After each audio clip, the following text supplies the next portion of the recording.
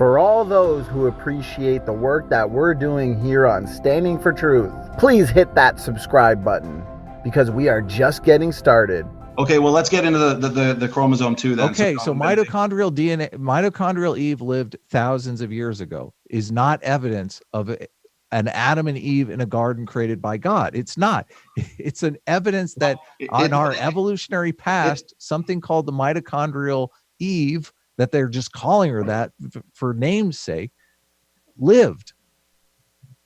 So what it is, it's a combination of evidence. So the Y chromosome variation, the mitochondrial DNA variation, the low genetic diversity, all of this in combination actually demonstrates that we came from not just a small founding population, but a population of just two, which is exactly what we read about in Genesis in regards to the special creation of Adam and Eve. We only have a minute. I do want to touch on the chromosome 2 fusion, and I'll let you kind of have the last words there.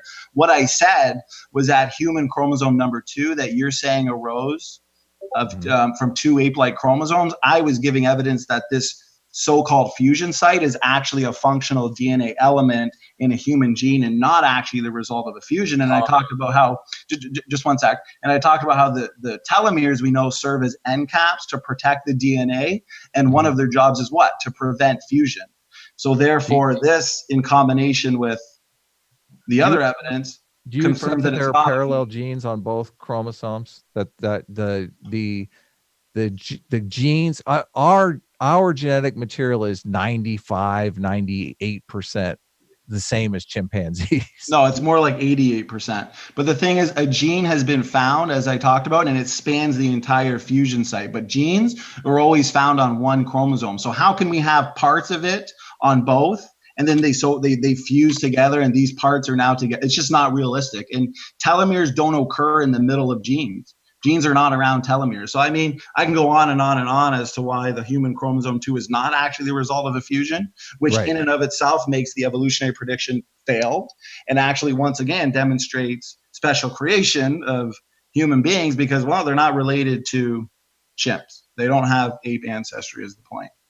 Evolution is wrong, therefore creation is not an argument, though. All you're doing is rebutting. If there was no human chromosome 2 and there was no ancestry with apes, humans and apes, well, then where does that leave humans on the phylogenetic tree of life? Where does that leave them? Who are they related to? Are they related to apes? Are they related to dogs? If they're not related to apes, Adam, I want to ask you, where does humankind, are they a separate kind than all other life? If all this evidence suggests otherwise, how can you explain a separate kind called humankind that's not related to any other animal on the tree of life? Go ahead. Programmers that created the simulation made it that way. So some type of intelligent design, but not the God of the Bible. Well, I'm just saying there are other hypotheses. Your argument is the standard evolutionary model is wrong, therefore creation has to be true. I'm saying, no, there's this third option. We could say that we live in a simulation, and that's just the way the simulation programmers made it, okay? Why is your idea better than my idea? That would be because my idea makes testable and falsifiable predictions.